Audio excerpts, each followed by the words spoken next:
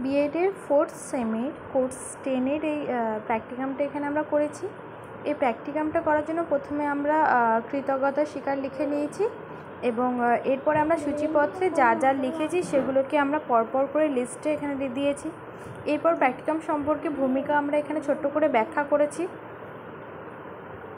এবং প্রকল্পটির উদ্দেশ্য মানে এই প্র্যাকটিকামটা কী উদ্দেশ্য আছে সেটাকে আমরা পয়েন্ট অনুসারে এক এক করে লিখেছি। পরে আমরা প্রতিবন্ধী শিক্ষার্থীরা অর্থাৎ কাদের আমরা প্রতিবন্ধী বলতে পারি সেটা ছোট করে ব্যাখ্যা করেছি এবং প্রতিবন্ধী শিক্ষার্থীদের শ্রেণীবিভাগ করেছি। সেটা শারীরিক, মানসিক, বুদ্ধিদীপ্ত এবং সৃজনশীলের দিক থেকে আমরা এটাকে ভাগ ভাগ করে দেখিয়েছি। শিখন অক্ষমতা কী বলতে আমরা মানে শিক্ষার্থীদের কী কী অসুবিধা আছে এই সম্পর্কে সেটাকে আমরা ব্যাখ্যা করেছি। শিক্ষণে অক্ষম শিক্ষার্থীদের শনাক্ত মানে কীভাবে আমরা চিহ্নিত করব তাদের কী সমস্যা আছে সেটাকে আমরা এখানে পয়েন্ট করে লিখে দেখিয়েছি। এর পরের পয়েন্টে আমরা শিখনে অক্ষম শিক্ষার্থীদের অক্ষমতা কীভাবে আমরা প্রতিকার করব, কী ব্যবস্থা নেব সেটা সব পয়েন্ট অনুসারে লিখবে। প্র্যাকটিকামে সবসময় পয়েন্ট অনুসারে লিখলে সেটা সবথেকে বেশি নাম্বার পাওয়া যায়। এরপরে আমরা শিখনের সহায়ক কী কী উপকরণ মানে তাদেরকে পড়ানোর জন্য কী কী উপকরণ ব্যবহার করতে হবে সেটা দিতে পারি।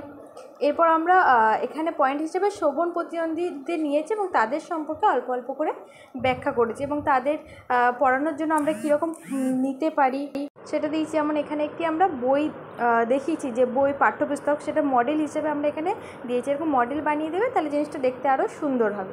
এবার আমরা খেলনা ব্যবহার করতে পারি তাদের জন্য, তাই খেলনা সম্পর্কে কিছুটা লিখেছি। এরপরে আমরা বিভিন্ন খেলনা দিয়েছি, যেমন এখানে একটা পান্ডা বানিয়েছি আমি, যার মধ্যে থেকে বাচ্চাদের আমরা কালার চেনাতে পারি যে ব্ল্যাক, রেড এই কালার। যেমন এটাতে যেমন আমরা গ্রিন কালার চেনাচ্ছি, হোয়াইট কালার চেনাচ্ছি, অরেঞ্জ কালার মানে পেপারটাকে ফোল্ডিং করা আছে সেটাকে খুললে পরে বাচ্চাদের একটা খেলার মধ্যে থেকে যাচ্ছে শিখতে পারে। আর পিককের মধ্যে থেকে আমরা যেমন ব্লু কালার চেনাচ্ছি, আবার এই অন্য দিক থেকেও আমরা সেখানেও একটি ব্লুর যে বাংলা নীল হয় সেটা দেখাচ্ছি, যেন পুরো ব্যাপারটা যাতে খেলার মধ্যে দিয়ে হয় সেটা আমরা এই প্র্যাকটিকামের ক্ষেত্রে ব্যবহার করতে পারি। এরপরে আমরা ফ্ল্যাশ কার্ড ব্যবহার করব। এখানে অপশানে ফ্ল্যাশ কার্ডের ক্ষেত্রে কী হয়েছে, আমি এখানে মাছ বানিয়েছি, যার মাছের ভেতরে আমরা যেমন আমরা লিখেছি, এর ভেতরে বিভিন্ন ওয়ার্ড, বি দিয়ে করেছি তাই বি এর ভেতরে বিভিন্ন ওয়ার্ড দিয়ে লিখে, যেমন ব্যাট, বয়, বক্স। আবার মাছের ওপরে বাচ্চারা যখন সি দেখবে, সিটা দেখলেও ভেতরে সি দিয়ে বিভিন্ন ওয়ার্ড, যেমন 3টে ওয়ার্ড দিয়েছি সেই 3টে ওয়ার্ড সম্পর্কে পড়বে। তাহলে কি বাচ্চাদের পড়ার প্রতি একটা মনোযোগ হবে, যেহেতু ওরা শিখনে অক্ষম, তাদের পড়ায় নানা সমস্যা থাকে, তাই এর ক্ষেত্রে তারা পড়ায় আরও আগ্রহী হয়ে উঠবে।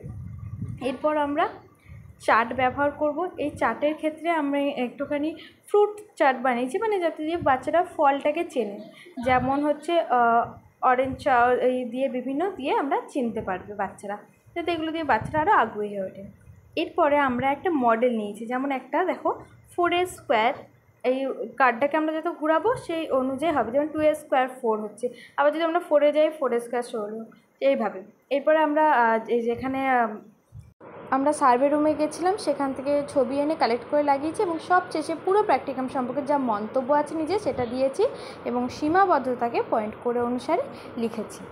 এইভাবে আমরা প্র্যাকটিকামটার একবারে শেষ পর্যায়ে এসেছি এবং শেষে আমার নিজস্ব মতামত দিয়ে এবং সার্ভে করতে যাওয়ার কিছু ছবি দিয়ে এবং সব শেষে গ্রন্থপঞ্জি দিয়ে প্র্যাকটিকামটা আমি শেষ করেছি।